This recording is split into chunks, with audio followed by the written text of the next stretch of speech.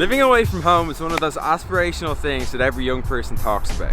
At some point we've all felt shackled down by our parents, wish we could have more free time, and wondered about the idea of living independently. From someone who's lived at home his entire life because I could, and it was easy and comfortable to be in my mum's gaff, getting her to clean my sheets, making my dinner. When the idea of living away from home while I was working during the year came up, I was a bit hesitant. The biggest thing being I'm a bit of an idiot when it comes to stuff like I've never ironed my clothes before, I don't cook my own dinners, and staying clean.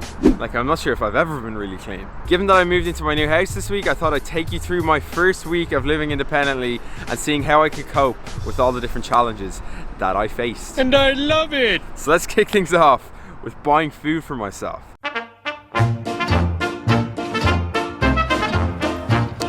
Time's come, boys. No more mommy's dinners. No more eating Weetabix from the home cupboard. So yeah, this is my first shop, living by myself. Not quite sure what to do. Obviously now I have to cook my own dinners, and I was always having breakfast, you know, by myself because I'm a loner and stuff. But there's snacks and work, so I'm just thinking, the first shop, let's see if we can sort for the upcoming week that the breakfasts are sorted and the dinners are sorted. Well, that's our task for today, should we choose to accept it. Let's go inside.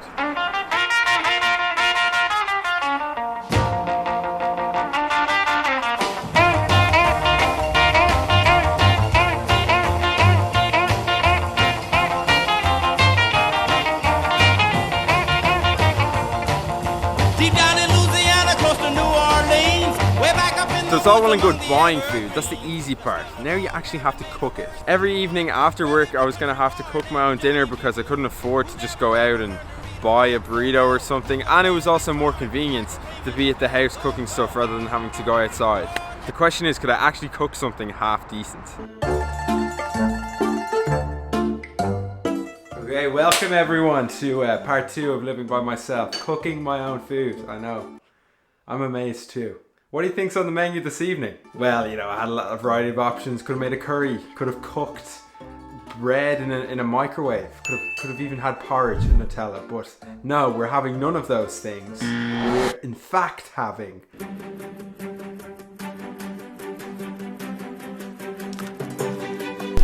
yes, ladies and gentlemen, we're making fajitas. Okay, let the games begin.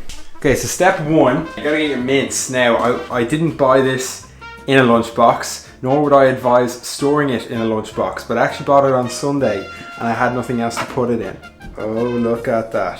Isn't that beautiful? Looks like brains. Brains! Once you got your mince, we're gonna have to cook this shit up, so we're gonna have to get ourselves a pan. Here's one I made earlier. Right, now we're gonna get the meat. Actually, I might bring you in here, look. Get you a nice little POV action shit going on here. It's about 600 grams of mince, so you're clearly not gonna have all that, so maybe I'll put half of it in. Okay, so we're gonna get half of this. I hope the cooker's on. Just like that, it's as easy as that, kids. No, I have more than that.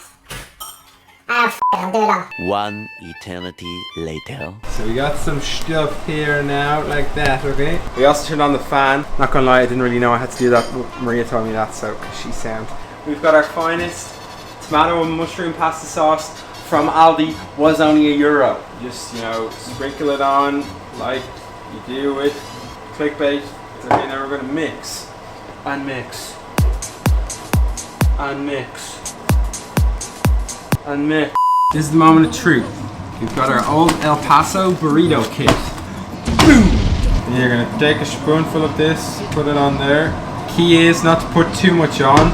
Otherwise, you're not going to be able to wrap your fajita. Now for the moment of truth. How will it taste? Hot. By God, Johnny, we nailed it. Oh, hot though, gee. Now this is probably the biggest challenge I'm going to face. I'm going to the gym, walking around the place, cleaning your clothes is just so incredibly important, and I'm just so used to putting everything in the wash basket. But my biggest worry is that when I wash the clothes, I'm going to mess something up. I'm going to turn a white shirt pink, I'm going to turn a pink shirt blue. I can't be going into work like that. Washing. Not gonna lie, boys, I'm whispering this morning because it's early and my roommates are upstairs asleep. Yeah, I got all my dirty clothes. And yeah, it's time to be an independent human being and wash it myself instead of my mother washing it. Only issue is, I can't open the door.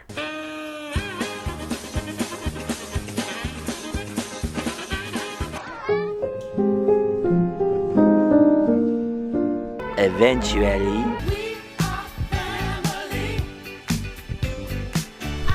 Welcome to Washing Clothes with Tom. Yeah, so basically I've piled up my clothes over the past couple of days. If someone could explain to me why my towel turned pink, that would be fabulous. Then we got some pants, gym shirts, gym shorts, and socks. Washing machine time! Okay, welcome to the washing machine room. Oh, there's a light. Hold the phone. Woo! I think the biggest thing when I'm doing my clothes, specifically when I'm washing work clothes, is that obviously you don't like discolor shirts. Oh, I have to get that.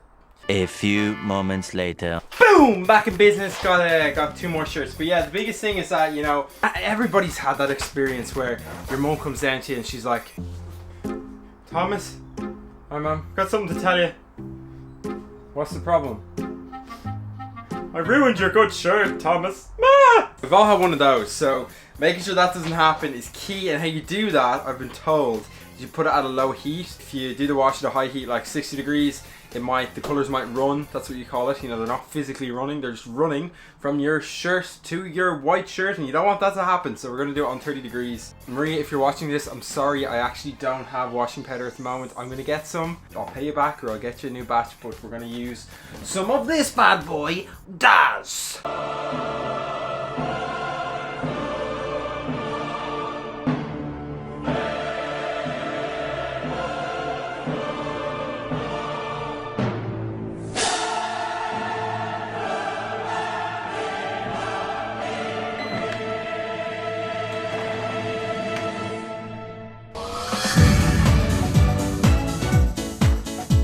Living away from home, it's not that much different to living at home. You're just paying a significant amount of money every month for rent. Like when I'm at home, I live fairly independently anyway. Like I'm on my laptop, I'm doing what I have to do. Sure, mum does cook my meals and she does my ironing, but a lot of the time I'm just sort of working away, keeping to myself. And that's very similar to what it's like living away from home. Most of the time I'm just on my laptop. If I'm not doing that, I'm cooking a meal. If I'm not cooking a meal, I'm probably cleaning my clothes, cleaning my room, getting stuff ready for the following day. You can argue, you know, you can do whatever you want when you want, and that is true. Like probably on a Saturday, if I wanted to, I could like go to some crazy location at 2 a.m. but most of the time during the week I'm going to bed at the time I normally go out, which is like 11 p.m. I think the one thing that is different is that simply because where I'm living and where gyms are located and stuff, I do find that I'm spending a lot less time commuting, which is great, and saving time during the days. Definitely when you're working is like a big thing, but I'm learning a lot. And even in the first 5 or 6 days, I can already tell like I'm picking up the ironing pretty quick. I'm picking up the, you know, keeping myself clean, all out of necessity. I feel like when I was at home and mum was going to do that stuff for me, because there was no need for me to do it, I could just avoid it. It's not that I couldn't do it, it's not that it was beyond my capabilities, it's just that it wasn't relevant to me in the moment. Definitely one of the main reasons why I went is because I wanted to grow up a bit more, mature a bit more, and I felt like having to do all this stuff by myself would make me be more efficient with my time, and also probably just more responsible overall and better as a man. So I hope you guys enjoyed this video. My voice is a bit deeper and my eyes are a bit saggier because it's 7:30 when I'm recording this. Yeah, I hope you guys enjoyed the video. We'll be back next Sunday with more sick content. Never say it like that. And do you know what time it's going to be at? It's going to be at 8:30. That is right indeed. So I'll see you guys then. Peace.